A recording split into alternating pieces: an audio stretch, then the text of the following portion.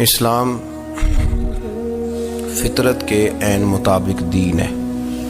نبی پاک صلی اللہ تعالیٰ علیہ وسلم نے فرمایا ہے کہ میں اخلاق عالیہ کی تکمیل کرنے کے لیے دنیا میں آیا ہوں۔ جتنے اخلاق ہو سکتے تھے، جتنی خوبصورتیاں ہو سکتی تھیں، جتنی اللہ کو محبوب تھیں، وہ ساری میرے نبی کریم نے بیان فرمائی، ساری رسول کریم صلی اللہ تعالی علیہ وسلم نے بیان کر دی ہیں، جتنی خوبصورتیاں ہو سکتی تھیں۔ کچھ لوگ ایسے ہوتے ہیں جو بیچارے بائی نیچر ہی کچھ پریشانیوں کا شکار ہوتے ہیں، اور قرآن مجید نے جو ارشاد فرمایا نا کہ کچھ لوگ نفس کی خواہش کو اپنا خدا بنا لیتے ہیں، تو وہ بلا وجہ بھی بہت ساری باتیں کرتے ہیں جن کا کوئی وجود نہیں ہوتا۔ عورت کو حقوق دلانے کے لیے بہت سارے لوگ بہت ساری غلط باتیں کرتے ہیں۔ جو لوگ یہاں سے کسی کو لے جاتے تھے نا دبئی، دھوکہ دے کے اور لے جاتے تھے یورپ میں، عرب ممالک میں دھوکہ دے کے لے جاتے تھے، تو وہ بھی کوئی خواب ہی تو دکھاتے تھے کہ اتنے لاکھ تنخواہ ہوگی، اتنا کچھ ہوگا۔ وہاں جا کے پتہ چلتا تھا کہ جیب سے بھی دینے پڑیں گے کچھ۔ بہت سارے لوگ ایسے ہوتے ہیں، وہ سارے خوبصورتی کے نام پر ہی دھوکہ دیتے ہیں۔ آپ کو پتہ ہے کہ جو آدمی کسی کو لالچ دیتا ہے تو کسی کو لوٹنے کے لیے اسے لالچ دینا بڑا ضروری ہوتا ہے۔ لوگ پہلے لالچ دیتے ہیں پھر لوٹتے ہیں، پہلے مکمل لالچ دیتے ہیں، یہ چیز مل جائے گی، یہ چیز مل جائے گی۔ لوگ مکمل لالچ دیتے ہیں، اس کے بعد پھر لوٹتے ہیں۔ اور اگر لالچ نہ دیں تو کوئی آدمی قابو آئے گا؟ لوگ لوٹتے ہیں لالچ دے کر۔ اچھا، اب وہ جو جس کو لالچ دیا جا رہا ہوتا ہے وہ کہہ رہا ہوتا ہے کہ نہیں نہیں تمہیں نہیں پتا، وہ اس وقت ماننے کو تیار نہیں ہوتا۔ وہ کہتا ہے اتنی خوبصورت باتیں کر رہا ہے، اتنی اچھے پیغام دے رہا ہے، تم میرے دشمن ہو، تم مجھے منع کر رہے ہو۔ ہوش تب آتی ہے کہ جب سب کچھ لٹ جاتا ہے۔ عورت کو ویسے بھی قابو کرنا بڑا آسان ہوتا ہے۔ اعلیٰ حضرت بریلوی رحمۃ اللہ علیہ فرماتے ہیں بیٹیاں نازک شیشیاں ہوتی ہیں، ان کو تو ذرا سی چوٹ لگے تو ٹوٹ جاتی ہیں۔ دیکھیں کتنا بڑا جملہ کہا بریلی کے امام، وہ نازک شیشیاں ہیں۔ ذرا کوئی آدمی گمراہ کرتا ہے، ذرا خراب کرتا ہے۔ آپ دیکھیں نا، یہ جو بچیوں کو بچے مس گائیڈ کرتے ہیں، انہیں بڑے بڑے خواب دکھاتے ہیں، وہ بیچاری ماں باپ کو چھوڑ کے، بہن بھائی کو چھوڑ کے اس کے ساتھ شادی کرتی ہے، پھر جو اس کا بعد میں حشر ہوتا ہے، آپ ادلیاں نو سردار پہن تکے تے شرما والیاں نو جھوٹے ڈولیاں دے۔ پھر وہ بیچاری ماں باپ رکھتے نہیں، وہ ظلم کرتا ہے، تو کتنی بڑی تکلیف میں وہ بچی آ جاتی۔ نازک شیشی ہوتی ہے نا تو ٹوٹ جاتی۔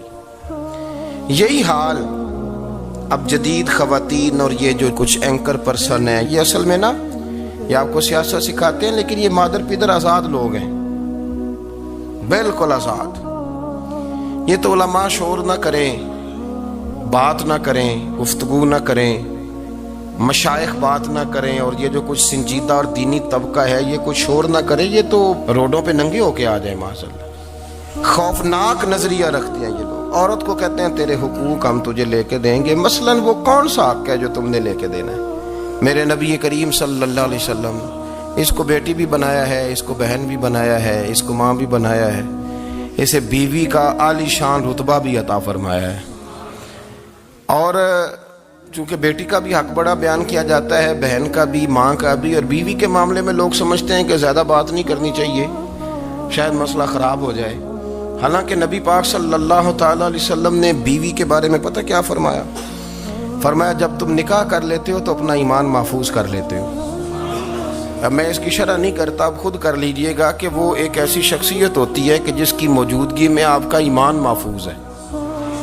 اب میں نہیں سمجھتا کہ اس سے بڑی بات کوئی اور ہو سکتی ہے، جس کی موجودگی میں آپ کا ایمان، اور بھئی یہ حدیث پاک عرض کر رہا ہوں، نکاح جب کوئی کر لے تو اس نے اپنا ایمان مکمل کر لیا۔ اس کا معنی یہ ہوا کہ آپ کا ایمان محفوظ ہے اس کی موجودگی میں۔ تو اس سے زیادہ بھی، یعنی ایمان سب سے قیمتی چیز ہے نا، تو اس کے محفوظ ہونے کی وجہ حضور نے نکاح بیان کر دی. اب میرا خیال ہے بیوی اگر کوئی اس سے بڑا حقوق مانگے گی تو بیوقوفی کرے گی. اتنا بڑا درجہ نبی کریم نے اسے عطا کر دیا, اتنا بڑا مقام دے دیا کہ تو خامد کے ایمان کے محفوظ ہونے کا ذریعہ بن گئی ہے. عورت کو جو حقوق رسول کریم صلی اللہ تعالی علیہ وسلم نے عطا فرمائے, نبی پاک نے جو حقوق دیے. دیکھیں نا, حضرت عبداللہ ابن عمر رضی اللہ تعالیٰ عنہ کی اہلیہ بیمار تھی, تو جلدی جلدی سے وہ آئے. تو جب بہت جلدی ہو, سفر بڑا شدید تھا, تو آپ نے جلدی سے نماز ادا کی, جلدی سے چلے. آپ کے خادم کہنے لگے حضور خیریت ہے؟ فرمایا میری بیوی بیمار ہے. تو اس نے عرض کی حضور آپ کی اہلیہ بیمار ہے, تو آپ نے نماز بھی جلدی سے پڑھی, سفر بھی جلدی جلدی کیا. تو فرمانے لگے یہ وہ چیزیں ہیں جو ہمیں مدینے والے رسول نے سکھائی ہیں. آپ اس کیفیات کو سمجھیں کہ حضور صلی اللہ علیہ وسلم نے درس دیا. اور پھر ایک اور بہت بڑی بات, یہ فضیلت کسی اور کو نہیں دی. جو عورت کو حضور نے فضیلت دی, یہ فضیلت کسی اور کو نہیں دی. کبھی حضور نے فرمایا کہ تمہارا ابا تمہارے ساتھ بہت سخت رویہ کرے تو تم نے اس کو اس سختی پر داد دینی ہے. فرمایا چلو اگر وہ زیادتی بھی کرے تو تم نے اس کے ساتھ سلوک اچھا ہی کرنا ہے. لیکن آپ ایک بات کو سمجھے نا کہ بچے کے بارے میں, بیٹے کے بارے میں, بیٹی کے بارے میں فرمایا 10 سال کے ہو کے نماز نہ پڑھے تو سختی کرو, تمہارا ڈنڈا بھی لٹکنا چاہیے. بہت ساری جگہوں پہ بہت سارے لوگوں کے لیے سختی کا حکم دیا, لیکن عورت کے لیے حضور نے جو جملے کہے, اصل میں ہم سمجھتے ہیں کہ یہ ایک بات ہے, مشہور ہو گئی ہے روایت حدیث, تو بس اس کے پس منظر پر اور جملوں کے حسن پر شاید معاذ اللہ غور کرنے کی ضرورت نہیں. ذرا اس لفظ کی تاثیر پر غور کریں. حضور نے فرمایا عورت ٹیڑھی پسلی سے پیدا کی گئی ہے, یہ ٹیڑھی ہے, کو سیدھا کرنے کی کوشش کرو گے تو ٹوٹ جائے گی. تو حضور پھر ہمارے لیے حکم کیا ہے؟ فرمایا جیسی ہے تم اسی کے ساتھ نبھا کرو.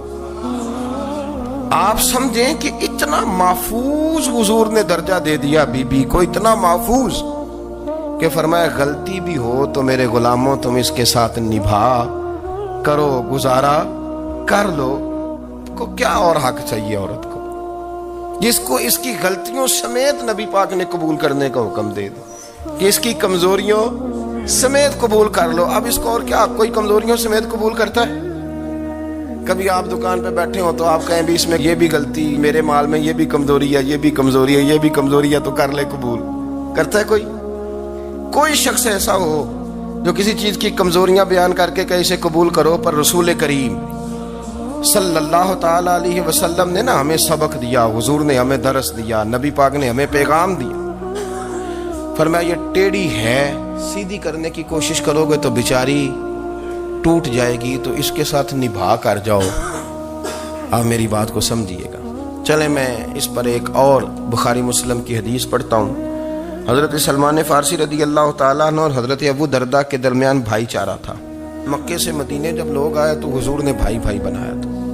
ان کے درمیان بھائی چارہ تھا, تو ابھی پردے کی آیات نازل نہیں ہوئی تھیں, تو لوگ ایک دوسرے کی طرف جاتے تھے. حضرت سلمان فارسی رضی اللہ تعالیٰ عنہ حضرت ابو درداء رضی اللہ تعالیٰ عنہ کے گھر میں تشریف لے گئے, تو دیکھا کہ ان کی بیوی بڑی غمگین بیٹھی ہیں. تو ہم نے فرمایا بہن کیا ہوا؟ تو کہنے لگی تمہارے بھائی کو دلچسپی کوئی نہیں رہی, ہر روز روزہ رکھ لیتا ہے اور ساری رات نفل پڑھتا ہے. حضرت سلمان فارسی کہنے لگے ٹھیک ہے کر لیتے ہیں بندوبست. نماز دین ہے کہ نہیں؟ دین ہے نا یہ چیزیں. لیکن حضرت سلمان فارسی جناب ابو درداء سے کہنے لگے آج میں نے تیرے گھر میں رہنا رات کو, کیونکہ وہ تو ساری رات نماز پڑھتے تھے, نفل پڑھتے تھے. انہوں نے کہا ٹھیک ہے. ایک بستر لا کے بچھا دیا حضرت سلمان فارسی کے لیے. سلمان فارسی فرمانے لگے دوسرا بھی لا. کہا وہ کیا کرنا ہے؟ فرمانے لگے تو نے بھی سونا ہے, میں نے بھی سونا ہے, تو نے بھی سونا ہے. عشاء پڑھیں گے اور پھر دونوں سوئیں گے. کہا میں نے تو نماز پڑھنی ہے. فرمایا تہجد کے وقت اٹھ کے پڑھیں گے, اللہ کے رسول بھی رات آخری حصے میں جا کے نماز پڑھتے ہیں.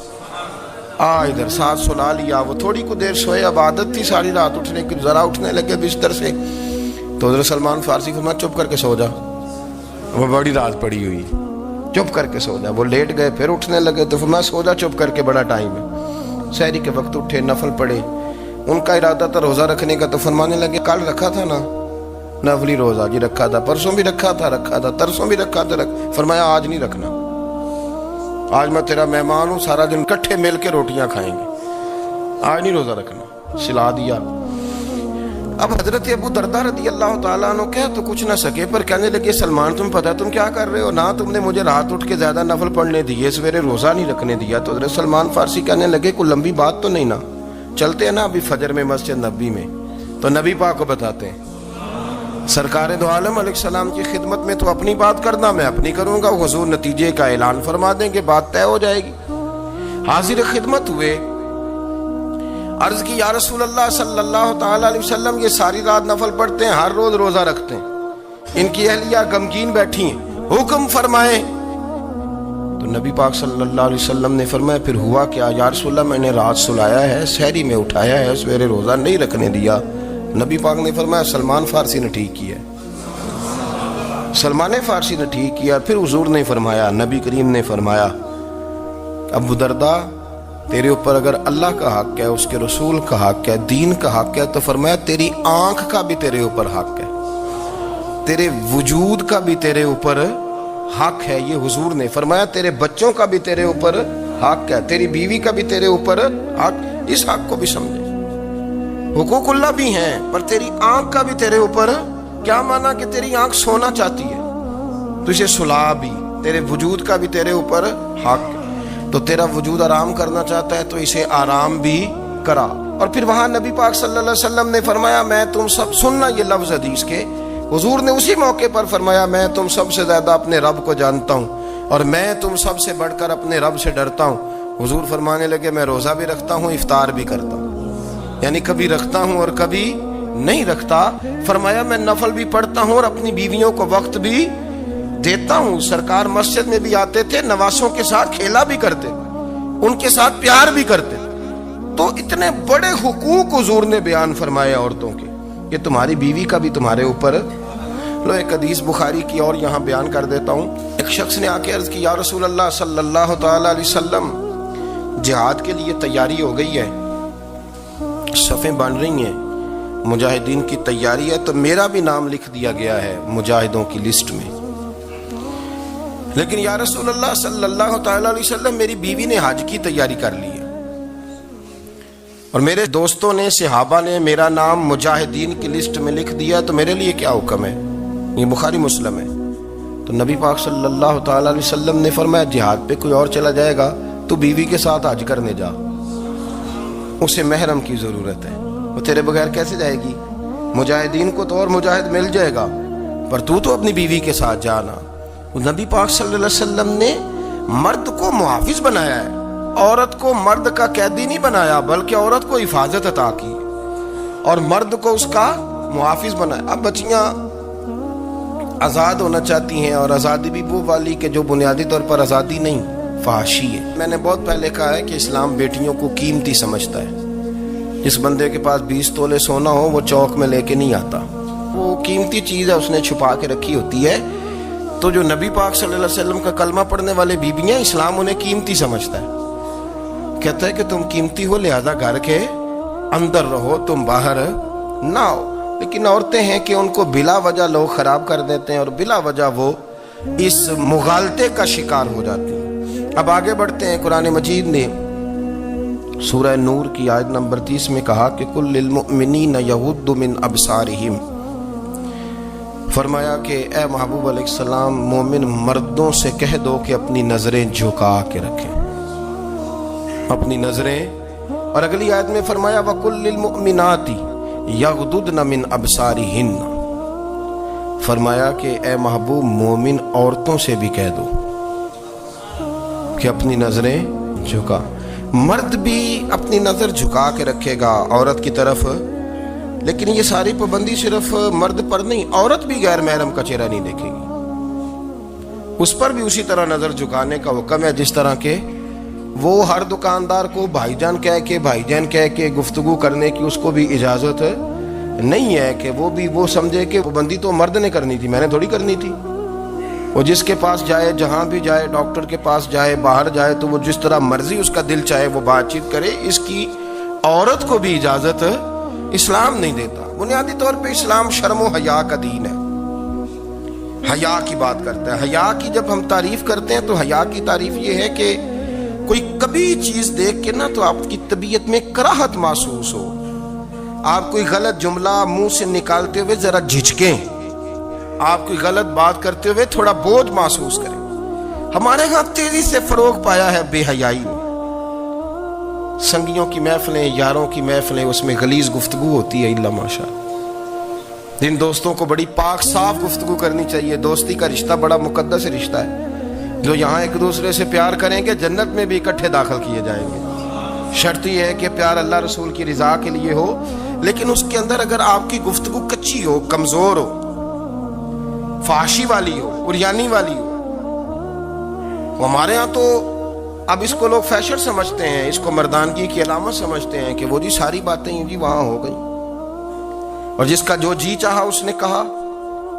آپ جب حیا کے دائرے میں ہوتے ہیں تو آپ خود بھی سکون محسوس کرتے ہیں۔ دیکھیں نا، آپ کو نیند سکون سے کہاں آتی ہے؟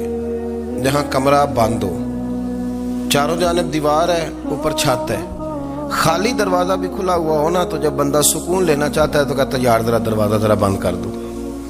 وہ اچھی طرح اپنے آپ کو چھپا لیتا ہے نا حیا کے پردے میں، تو اللہ اسے سکون عطا کرتا ہے۔ اور جو اس سے بھی زیادہ ٹھنڈی نیند میں جانا چاہتا ہے وہ کہتا ہے لائٹ بھی بند کر دو۔ اب وہ مکمل طور پہ سمجھتا ہے کہ میں چاروں جانب سے چھپ گیا ہوں، اگر میں کھل کے بھی سو جاؤں گا تو میرا چونکہ پردہ قائم ہے تو مجھے کوئی دشواری نہیں ہوگی۔ آپ جب چھپ جاتے ہیں، جب آپ حیا کے اندر سمٹ جاتے ہیں، جب آپ چادر کے اندر آ جاتے ہیں تو آپ بہت ساری جگہوں پہ آسانی محسوس کرتے ہیں۔ تو حیا تو آپ کو سکون دیتی ہے، حیا تو دل کو راحت دیتی ہے۔ میں بڑی ذمہ داری سے بات عرض کرتا ہوں، قرآن مجید نے نا ایک مقام پہ مذاق کو، ایک مزاح ہوتا ہے خوش طبی، وہ نہیں مذاق اڑانا، قرآن پاک نے نا مذاق کو ایک جگہ پہ جاہلوں کا طریقہ بھی قرار دیا۔ بنی اسرائیل کے لوگوں سے حضرت موسیٰ نے کہا کہ گائے ذبح کرو اور ایک ٹکڑا مقتول کو مارو، زندہ ہو کے خود بتا دے گا مجھے کس بندے نے قتل کیا۔ تو کہنے لگے آپ ہمارے ساتھ مذاق کر رہے ہیں۔ تو قرآن مجید کہتا ہے کہ حضرت سیدنا موسیٰ علیہ السلام فرمانے لگے اعوذ باللہ ان اکون من الجاہلین، فرمانے لگے میں اللہ کی پناہ مانگتا ہوں کہ میں جاہلوں میں سے ہو جاؤں۔ یہ مذاق کرنا تو جاہلوں کا طریقہ ہے۔ اگر آپ کی زبان سے بے حیائی کا جملہ نکل گیا، اگر آپ کی زبان سے بے حیائی کا جملہ نکل گیا، آپ نے کہہ دیا کہ ہم آزاد لوگ ہیں، جو مرضی کریں گے، جو مرضی کہیں گے، جو ہمارا دل میں آئے گا کریں گے، تو پھر تو لوگ آپ کا وہ حشر کریں گے کہ آپ سے برداشت ہی نہیں ہوگا۔ جس کا لوگ مذاق بنا لیتے ہیں اور جو مذاق بن جاتا ہے پھر اسے کچھ جینے دیتا ہے۔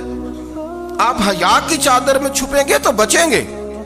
اگر آپ نے اپنا مذاق بنوا لیا یہ کہہ کے کہ میں نے مرضی کرنی ہے، پھر یاد رکھنا چھپنے کو جگہ نہیں ملے گی، پھر تکلیف میں آ جائیں گے، پھر بہت بڑی اذیت کا شکار ہو جائیں گے۔ شرم و حیا، عرب کے اندر جو کواری لڑکیاں تھیں ان میں بڑی حیا ہوتی تھی۔ الحمدللہ میں بڑے فخر سے کہتا ہوں کہ میرے پنجاب کی، میرے پاکستان کی بیٹیاں بھی 20 دفعہ ان کا ابا کہے تیری شادی کرنی ہے تو وہ آنکھ نہیں اٹھا پاتی آج بھی۔ یہ تو وہ چند لوگ ہیں جو کہتے ہیں ہم ہائی کلاس ہو گئے، ہمیں نہیں پتا کہ وہ روشن خیال ہو گئے ہیں کہ روغن خیال ہو گئے، پتہ نہیں کدھر چلے گئے۔ ورنہ ہماری بیٹیاں آج بھی جب ان سے ان کا باپ، ان کی ماں بات کرتی ہے تیری شادی کی، تو وہ تو شرم کے ساتھ پچھلے سے پچھلے کمرے میں چھپتی ہیں۔ یہ اللہ نے فضل کیا ہوا ہے اس ملت پر۔ تو عرب کی لڑکی بڑی حیا والی ہوتی تھی، اس سے کوئی بات کرنی پڑتی تھی تو 20 دفعہ بات کی جاتی، پھر بھی وہ عورت چھپتی پھرتی تھی۔ حضرت عائشہ صدیقہ رضی اللہ تعالیٰ عنہ فرمانے لگیں میرے نبی پاک صلی اللہ علیہ وسلم عرب کی کواری لڑکیوں سے بھی زیادہ حیا کرنے والے تھے۔ قاضی اعجاز مالکی نے، شیخ عبدالحق محدث دہلوی نے، دیگر بزرگ جو سیرت نگار گزرے، انہوں نے لکھا ہے کہ نبی پاک صلی اللہ علیہ وسلم کے اندر 100 مردوں سے زیادہ طاقت تھی، 100 مردوں سے زیادہ طاقت۔ اب جو بات کہنے لگا ہوں، جو نتیجہ دینے لگا ہوں، اس پر خاص توجہ آپ فرمائیں گے۔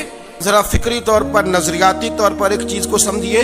ہم سمجھتے ہیں کہ جوان لڑکا ہے جی جو مرضی کرے، عمر ہے جی۔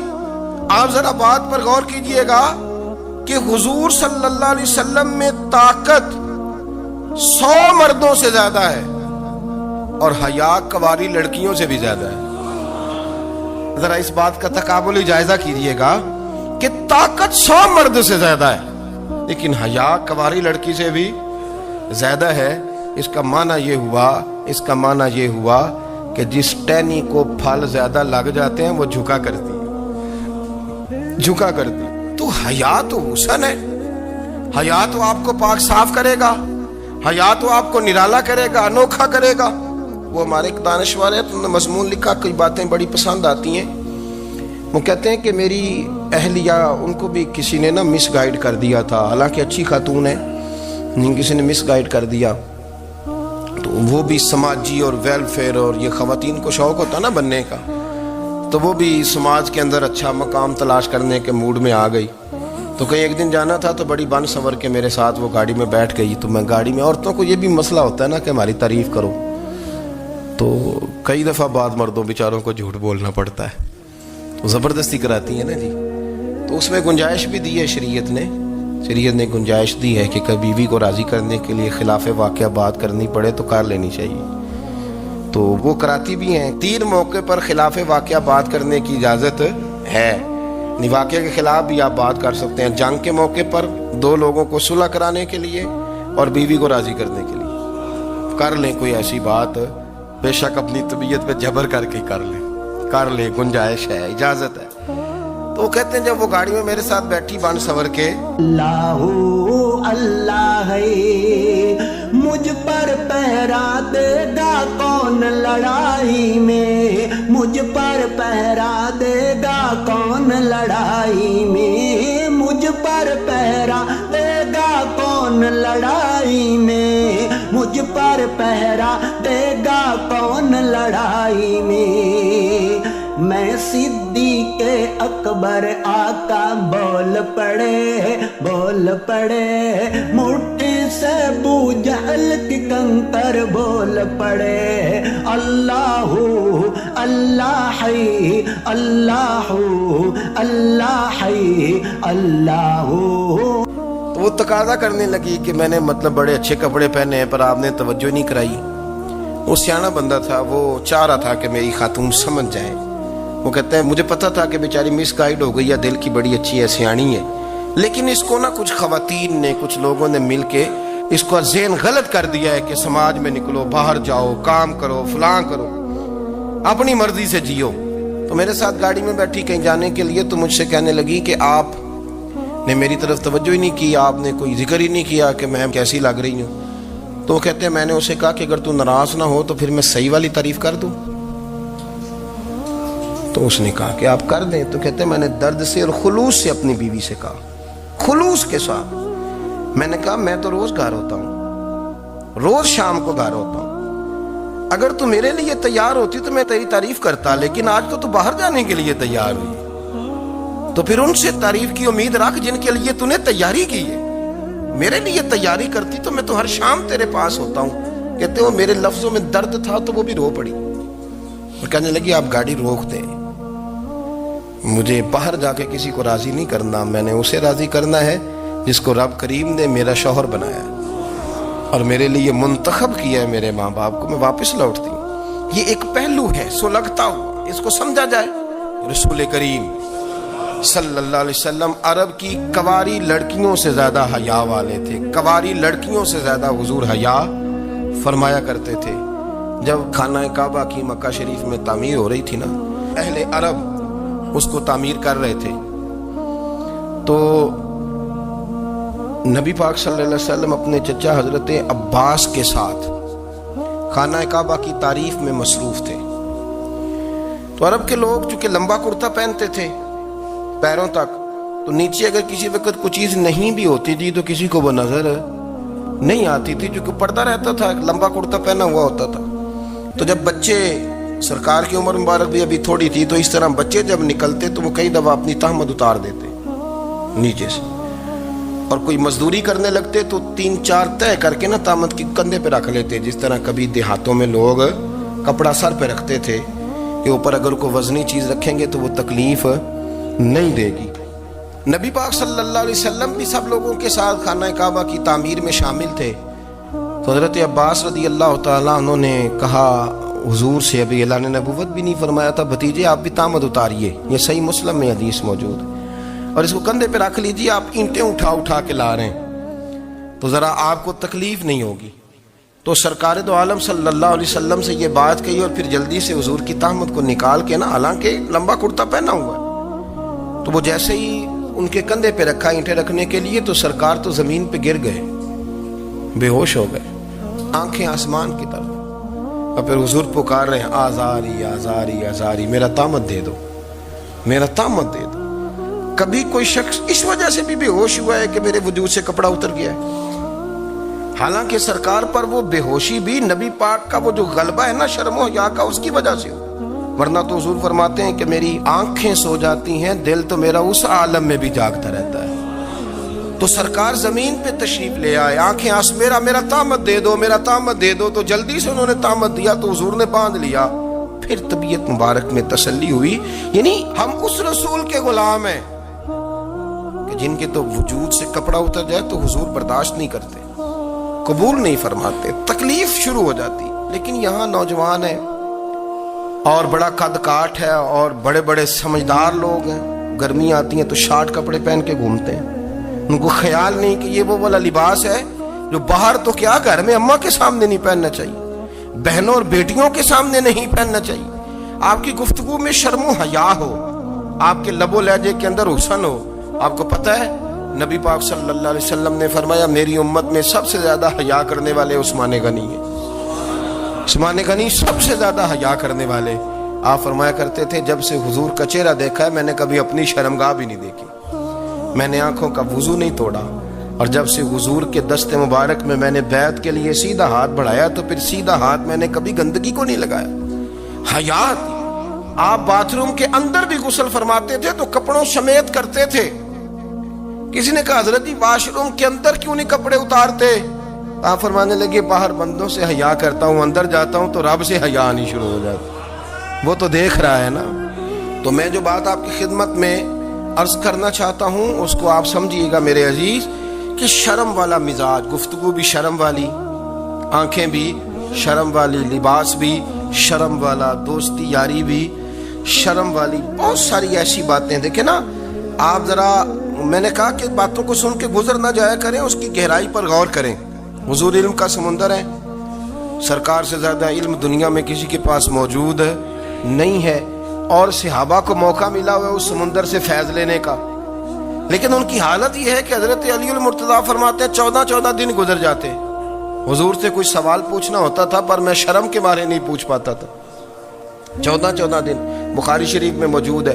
ایک دن نبی پاک صلی اللہ علیہ وسلم نے پوچھا صحابہ سے کہ وہ کون سا درخت ہے جس کے پتے نہیں گرتے، اور وہ درخت اس طرح ہے جس طرح مومن ہوتا ہے، وہ درخت میرے مومن کی طرح، بتاؤ۔ حضرت عبداللہ ابن عمر فرماتے مجھے پتا تھا کہ وہ کھجور کا درخت ہے، لیکن چونکہ ابو بکر صدیق بھی بیٹھے ہیں، عمر فاروق بھی بیٹھے ہیں، مولا علی بھی بیٹھے ہیں، عثمان غنی بھی بیٹھے ہیں، اتنے جید لوگ بیٹھے ہیں، تو مجھے حیا آتی تھی کہ میں کیوں جواب دوں۔ کہتے ہیں سرکار نے کئی دفعہ پوچھا، لوگوں نے کئی اور درخت بتائے، پر فرمایا تمہارا جواب درست نہیں ہے۔ آپ حیا کے اس پہلو پر غور کریں کہ سوال کا جواب آتا ہے، سوال کا جواب، یعنی مجھے سوال کا جواب آتا اور پھر میں دوں نہ، مجھے بدعزمی نہ ہو جائے گی؟ یہ کیسے ممکن ہے کہ میری رات گزر جائے، مجھے پتا بھی تھا اور میں نے بتایا نہیں؟ بہت سارے لوگ آ کے بہت ساری باتیں بتاتے ہیں، بہت ساری باتیں وہ سمجھاتے ہیں، تو ہم غور سے ان کا چہرہ دیکھنے لگ جاتے ہیں، کہتے ہیں یار اس کا تو دعویٰ تھا کہ میں سمجھنے آتا ہوں، تو یہ تو ہمیں سمجھا رہا ہے، چلو الحمدللہ ہم سمجھنے کو تیار ہیں۔ لیکن میرے عزیز پتہ بھی ہے جواب کا، علم بھی ہے، لیکن فرماتے ہیں میری حیا نے مجھے اجازت نہ دی کہ میں جواب دوں۔ آپ فرماتے ہیں پھر حضور سے صحابہ نے عرض کی کہ یا رسول اللہ آپ ہی بتا دیں وہ درخت کون سا ہے، تو حضور نے فرمایا بھائی وہ کھجور کا درخت ہے۔ تو آپ فرماتے ہیں میں دل میں کہہ رہا تھا کہ الحمدللہ میرا جواب درست ہے، حالانکہ میں نے جواب دیا ہی نہیں۔ تو لفظوں میں حیا، جملوں میں حیا، آنکھوں میں حیا، اٹھنے میں حیا، بیٹھنے میں حیا، چلنے میں حیا ایک خوبصورت حسن ہے، اور نبی پاک صلی اللہ علیہ وسلم نے فرمایا جب تو بے حیا ہو جائے نا پھر تو آزاد ہے، پھر تو جو مرضی کا، پھر تو جو، اس لیے بزرگ جب کسی کو بے حیا کہتے تھے نا، اللہ اکبر، اور جب کسی کو کہتے تھے نا یہ بے حیا ہے تو لوگ سمجھتے تھے کہ ہلکی سی بات کر دی ہے، لیکن ان کا معنی یہ ہوتا تھا کہ بس بھائی اب اس کے ساتھ کوئی کلام کرنے کی ضرورت ہے، اس کو اب اصلاح کی ضرورت نہیں، یہ بے حیا ہے۔ کیا معنی کہ اب یہ جو اس کے دل میں آئے گا وہ کرے گا، جو اس کی طبیعت چاہے گی وہ کرے گا، اب یہ کسی پہلو بھی قابو آنے کو تیار بے حیا ہو گیا۔ بے حیائی بہت بڑا عیب ہے، اور جو لوگ کہتے ہیں کہ ہمیں بالکل آزادی ہونی چاہیے، ہمارا اپنا جسم ہے تو ہماری اپنی مرضی چلے گی۔ ایک وزیر صاحب ہیں، پتہ نہیں میں ان کو جانتا تو نہیں، انہوں نے سینٹ میں تقریر کی ہے، میں نے ان کی بات سنی ہے۔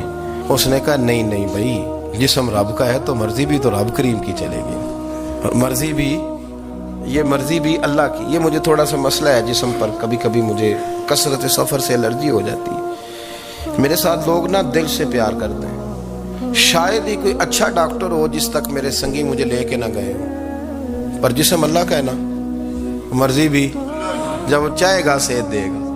کیوں کچے کاموں میں لوگ پڑ گئے، کیوں غلط لوگ سوچ میں پڑ جاتے ہیں، یہ اسی کا ہے۔ اور جب وہ چاہے گا، آپ اس بات کو اچھے طریقے سے سمجھ لیں کہ جو اپنی مرضی چوکوں چوراہوں میں کر رہے ہوتے ہیں نا، جو مرضی گندمند، وہ جانور ہوتے ہیں، وہ جانور ہوتے ہیں جو نہ چونک دیکھتے ہیں، نہ گلی دیکھتے ہیں، نہ انہیں پتہ ہوتا ہے کہ جگہ کون سی ہے۔ وہ انسان، میں نے کہہ دیا جو میں نے کہنا تھا، میں نے کہہ دیا، وہ جانور ہوتے ہیں۔ اور جو کچھ انسان ہوتے ہیں نا، ان کے اندر کچھ نہ کچھ پھر شرم حیا بھی ہوتی ہے۔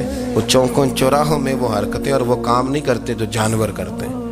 ان کے لیے بڑے پردے ہوتے ہیں، ان کے لیے بڑی باتیں ہوتی ہیں، ان کے لیے بڑا کچھ ہوتا ہے۔ جو بالکل آزاد ہو جائے، کوئی پتہ نہ ہو کس وقت کیا کہنا ہے، کیا کرنا ہے، تو پھر وہ دائرہ انسانیت سے خارج ہو جاتا ہے۔ ہم آپ کو کیا دعوت دیں؟